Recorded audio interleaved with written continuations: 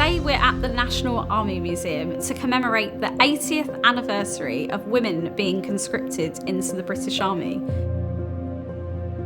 And it's a very special occasion here as we have 5 veterans of the Second World War. In December 1941, for the first time in its history, Britain introduced military conscription for women. A generation of girls came of age serving king and country in the Second World War. And 80 years on from this groundbreaking legislation, 5 inspirational women who have served in the Second World War join us at the National Army Museum today for a unique conversation. 2 of them served in the First Aid Nursing Yeomanry, whilst the other 3 served in khaki as part of the Auxiliary Territorial Service, the ATS, and this was the largest of the 3 female military services during the war. Formed in 1938, the Auxiliary Territorial Service tasked women with a range of vital roles during the Second World War. The threat of another global war led to the formation of the new Women's Unit to free up male soldiers for the front line. Roles were initially limited to cooks, clerks, orderlies, storekeepers and drivers. However, jobs available were gradually broadened as demand for personnel increased. Conscription was extended to include women in December 1941. But by 1943, about 56,000 women were serving with anti-aircraft units, although they were still not allowed to fire the guns. Women were now also allowed to serve in all theatres of war with the ATS. By the end of the Second World War, around 250,000 women had served in the ATS. One of its most famous recruits was the then Princess Elizabeth. Princess Elizabeth joined the ATS in February 1945 as Second Subaltern Elizabeth Alexandra Mary Windsor.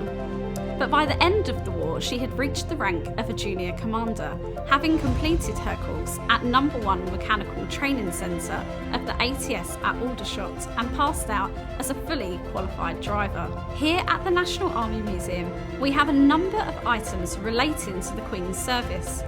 We have receipts of the Queen's lifetime membership document to the ATS Old Comrades Association, now the WRAC Association.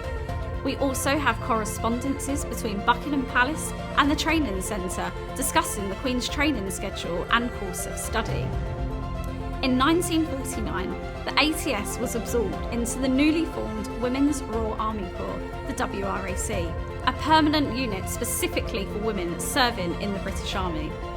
With the formation of the WRAC, Princess Elizabeth continued to play a role, holding honorary ranks until 1953, when she resigned these appointments on becoming Queen. We have 5 women who are going to remind you that in this 80th anniversary year of conscription for women, when they were just girls, mere teenagers, they stood up and they served in the Second World War. And they've led us women, women in the military, women more generally, into an utterly different era. An era of liberation. Yes, we're still fighting, but by golly, things have changed. You just need to read their letters for proof of that. So without further ado, to my magnificent panel. And I'm starting with something of a pop star, a poster girl for World War II. Otherwise known, incidentally, as Charlotte Webb, although better known in the media as Betty Webb. Like Madonna, she has 2 names. One's a writing name. She's also wearing a Madonna headset. Betty, I've got to ask you, you were something of a middle-class girl. How did you end up in the ATS? It was hardly glamorous, the Auxiliary Territorial Service. Well, I didn't know it wasn't glamorous until I got into it. You had an idea of the Wrens, didn't you? Well, yes. I think blue would have suited me rather better than khaki, but so be it. Indeed. When you say you didn't realise it was a bit rough, I mean, it was a bit of a wake-up call, wasn't it, when you got to that Wrexham training camp? Oh, absolutely. Having had a very cushy time in the country up until I was 18 when I was able to join up. Yes, it was a bit of a culture shock, yes. Let's not mince your words. I mean, you basically told these girls how to behave. Let's be honest. They were having breakfast. Don't be shy now, Betty. It's not like... She's just been on breakfast telly. She's not shy. No, it was a very different life. I'd been brought up in the country, but with some very good manners to follow. And I found that the world was not like that all the way through. And I got very cross at some of the table manners in the camp and said so. And I think that was why I had my first stripe, because the next thing I knew, I was being asked to help the officers look at the other recruits, of which there were many hundreds from rather poor situations. And there was a great deal of looking for nits, if any of you know what that means.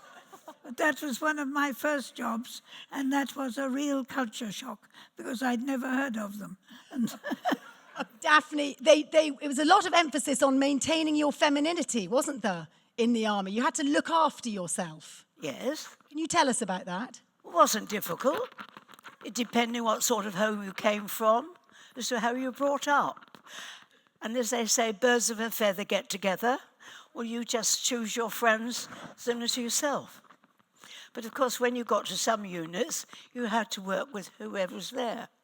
But as I was a teleplotter, and we did think we were a little bit above the others, but never superior. No. We always thought, just a little group of us, that we were a little bit above everybody else. And they were very nice type of girls. And the men, we didn't work with men, but each battery they were in, doing all sorts of jobs, and they were absolutely wonderful to us. Initially, at the beginning of the war, everyone thought ATS, that's being a dog's body to men, arranging flowers and making hot pot. And they had to rebrand, so all girls wanted to hold on to, or at least be somewhere near, a great big gunny oneie.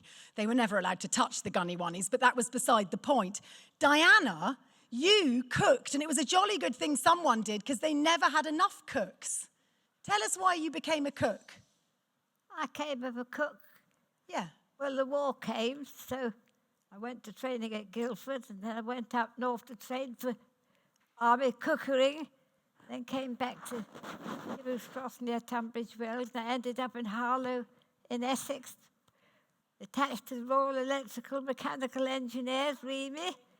And I used to feed about, help do the cooking for about 500 men. 500 in the workshop. Yes.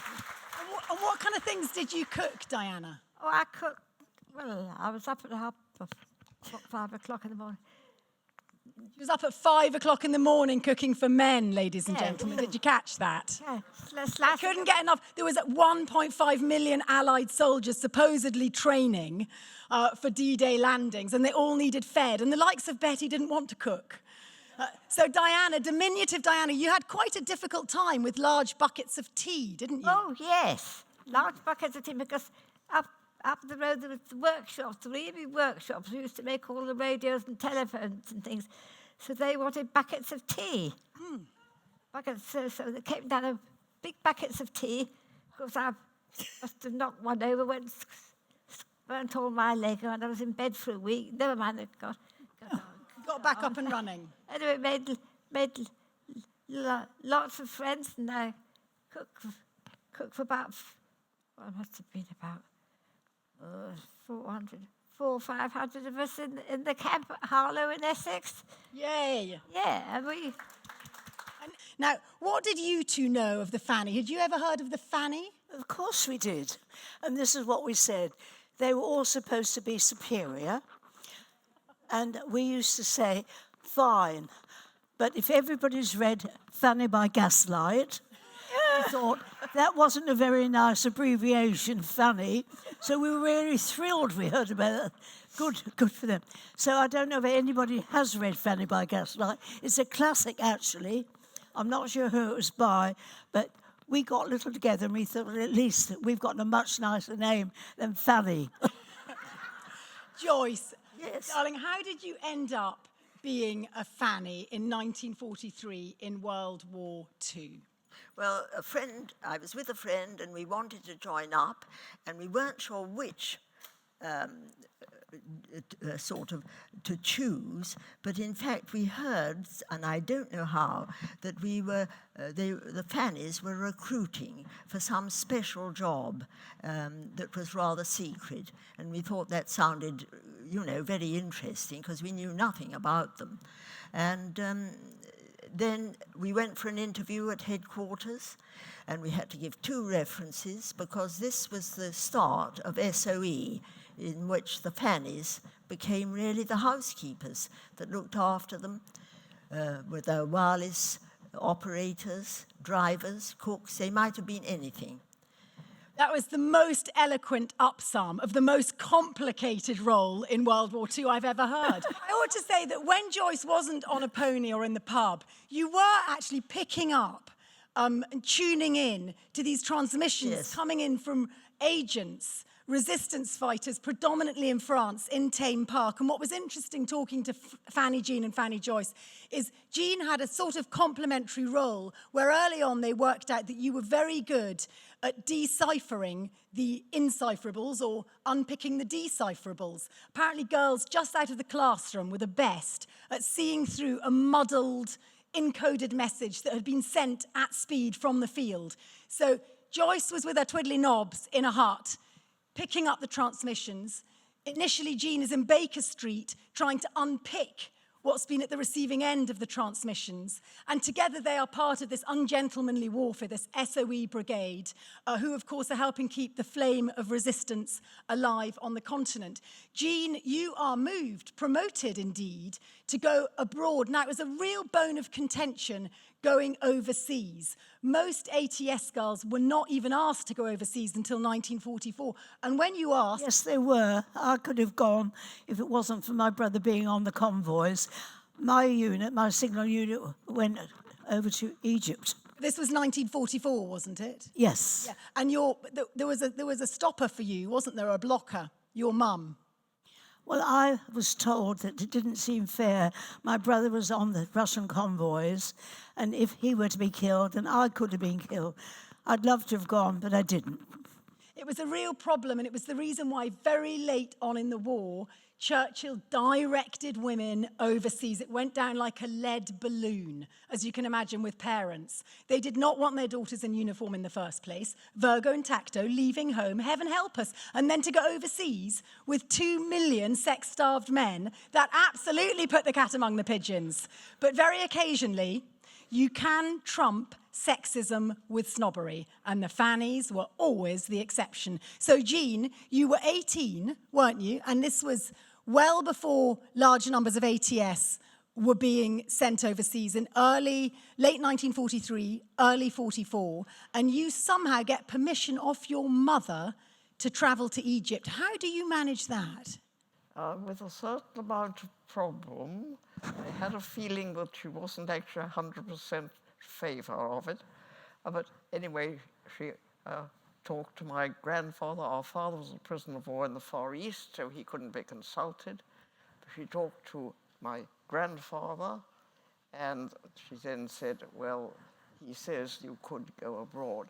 Now, years later, I said to her, why did you say that? And she said, because it was such a, well, something nuisance. And I couldn't put up with it any longer. So I went abroad, had a wonderful time. And you were promoted to officer. In order to go abroad, you had to be made an officer. Oh, yes, yes. And they told you to take an evening gown. To do? To take an evening gown. Sorry, I'm not... Your mother's ball dress. Gown, an evening dress. Did you have to take that? Yes. I mean, this is quite ridiculous. We were going to somewhere in the Middle East. We didn't know where or when or what for. But my mother said, well, if you're going to go, you must have an evening dress. She was absolutely right. Because when you were off duty, you dressed up and you had a party and you had a lovely time. And then you went to bed feeling slightly sloshed. And in the morning, you could just wear your ordinary semi-uniform or whatever else, and you had something else to go to the next party with. So it worked. It was quite a thing. Here is a picture, by the way, of Jean, who's rapidly promoted. You're a team leader in Baker Street, aged 18.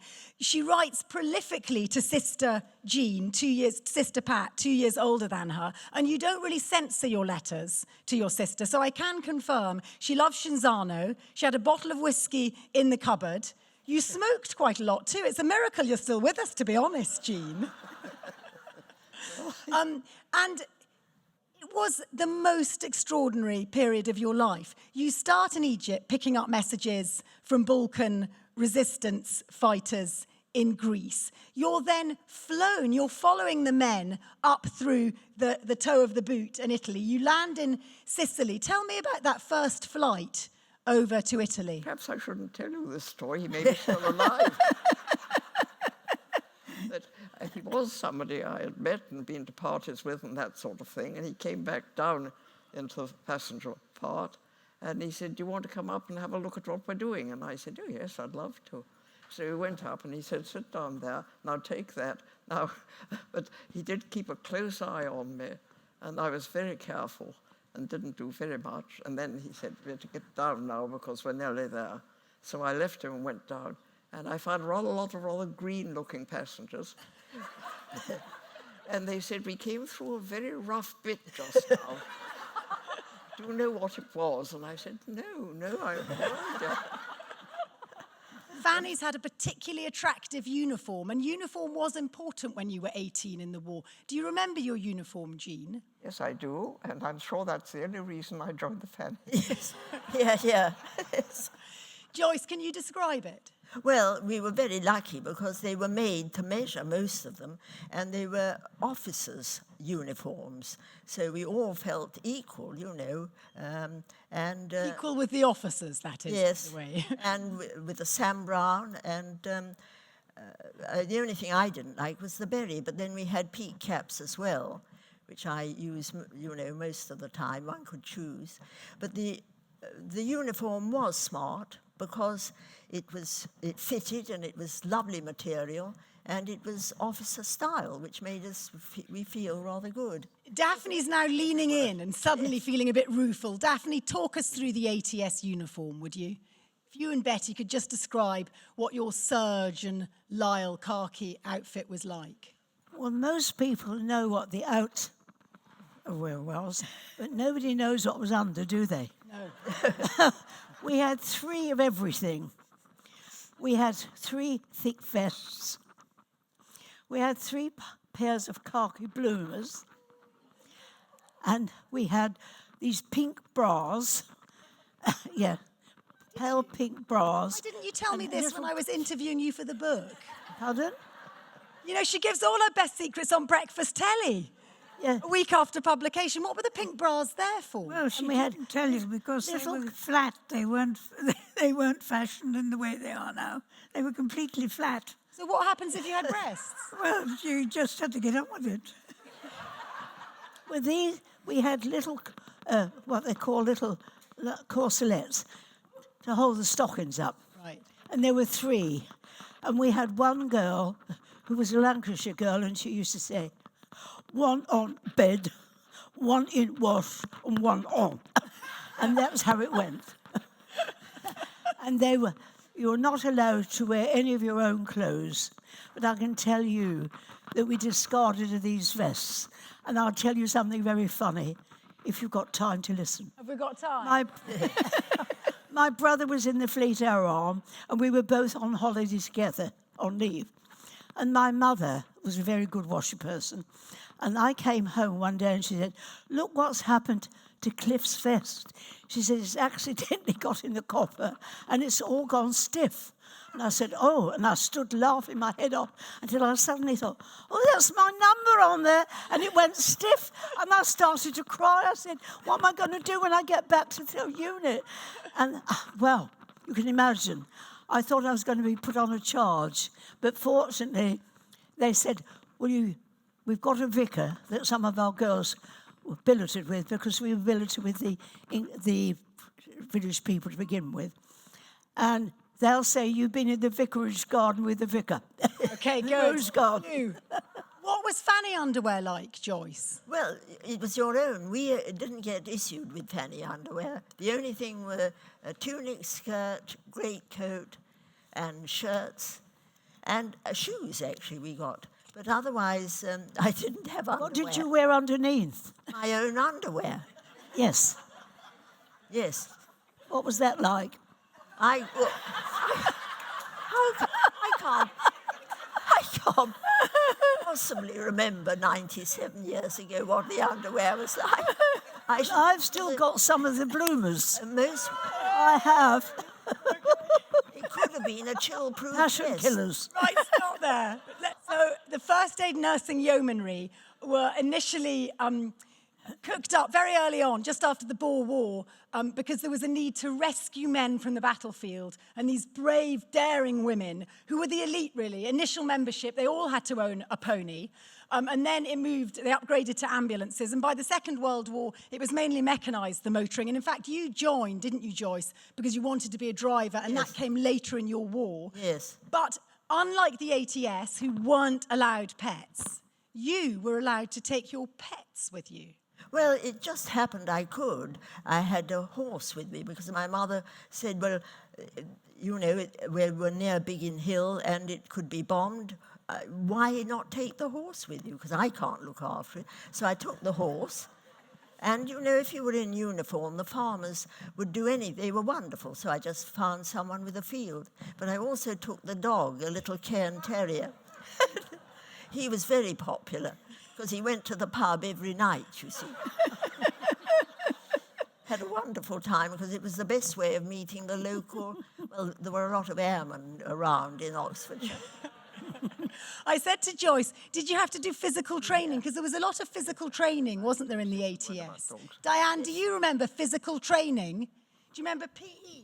Yes. Yes. You had to do a lot of that, didn't you? Yes. Yes. But in the FANY, their physical training was parties, according to Joyce. No, Tessa, we did do physical training for a fortnight. A fortnight. What emerges as a theme when you research these stories is what an inconvenience it was at the beginning of the war, and even with conscription, that actually we did have to depend on women. You know, the War Office, if you think it was the bastion of masculinity, what is war about? It was about being masculine and manly, and in order to define yourself as masculine and manly, you need feminine and comely back at home. But the rules have to be rewritten when you've got your back against the war and you're waist deep in a project that's really going very badly indeed. So that's why you have conscription. That's why you allow women into operational areas. But you also get nonsense rulings where, and in fact, none of you served on the gun sites, which was one of this main driving incentives in order to procure enough talented women to be able to select them and discipline them. You needed to introduce conscription. 4 of the women, Grace, of course, who we talked to earlier today, was on a gun site, and your friend Dorothy served on a gun site. They're exposed to just as much danger. They're out in the open. They're part of anti-aircraft command, but only the men can operate the guns. Only the men can pull the triggers. In other words, men can fire at the enemy, but the enemy can fire back at anybody on an operational gun site area. And in fact, your friend Dorothy took the fatal hit, didn't she? She did. She was on the gun site during the raid near Hull, and she got hit by a shrapnel just on the forehead, and it killed her. And she was not 19. But there were lots and lots of girls got killed. There were 40 got killed one night in Great Yarmouth, in one night. It's interesting because the girls didn't win combat medals. They weren't perceived to be heroes. It was the returning male heroes. Of course, proportionally, far more men. 250,000 men, British men, die in battle or in action during the Second World War. Comparatively, very few women did. But it's interesting to look at the statistics on death and the way in which we've recalibrated our attitude towards conflict by an examination of the statistics. Something like 770 ATS girls die in World War II. They did. Now, if you think that's 770 girls in just one military service, in comparison with 464, I think, British personnel who have died in a 10-year conflict in Afghanistan. So we've really absolutely reframed the way we think about conflict and the way we think about death in conflict. Girls often paid the ultimate sacrifice. And what's interesting is all of you seem to have, despite this awful backdrop, really been defined by and enjoyed your service in the Second World War. Just a quick word on that, Betty. I ought to add, you were another exceptional ATS girl. You were seconded to Bletchley Park because you spoke German. And then by the end of the war, you're sent somewhere even more special, aren't you? Yes, I was sent to the Pentagon in Washington, D.C. to continue paraphrasing transcribed messages from the Japanese side of things. I've rather skirted over Bletchley Park there, you'll notice, because I've been on strict notification this is the National Army Museum, not the Bletchley Park Trust, and we are supported by the WRAC Association. I hope you've all written that down, by the way. So Betty and I are focusing on your military side, aren't we? But, I mean, just quickly on Betty, you signed the Official Secrets Act. Incidentally, so did Jean sign the Official Secrets Act. So did Ren Pat sign the Official Secrets Act. You're then seconded to Bletchley. You have an extraordinary war, a combination of civilian on the inside of the park, military on the outside of the park. And then you get plopped over to the Pentagon, where I think you're the only British ATS girl. That's right, yes, amongst 32,000 other people. Extraordinary. What are your outstanding memories of that, Betty? Well, I suppose a comfort zone, really, having left England, which was suffering from rather sparse rations, food rations, and clothing. And of course, well, not of course, but in America there was very little food rationing and very little clothes rationing. Suddenly, I could get everything that I hadn't had or anybody else had had during the 5 years of war. And you come back with nylons and feeling rather flat, but don't you? Yes. Britain's never the same again. Well, it was very different. A word on belonging, if we may. It's been with you throughout your life, hasn't it, Joyce? Your service as a FANY. And now, in later life, people taking an interest.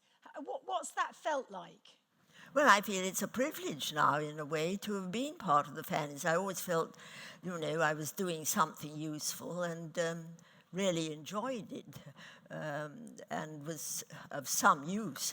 But now it's wonderful to be interesting history after all this time. Agree. Because a lot of people, I think, don't know about the FANYs, really, although they exist now and very much to the forefront in London. They are the longest-standing voluntary uniformed service for women.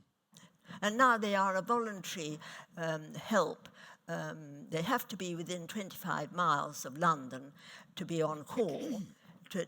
They've been helping at the Nightingale hospitals and the Westminster Bridge disaster, Grenfell Tower.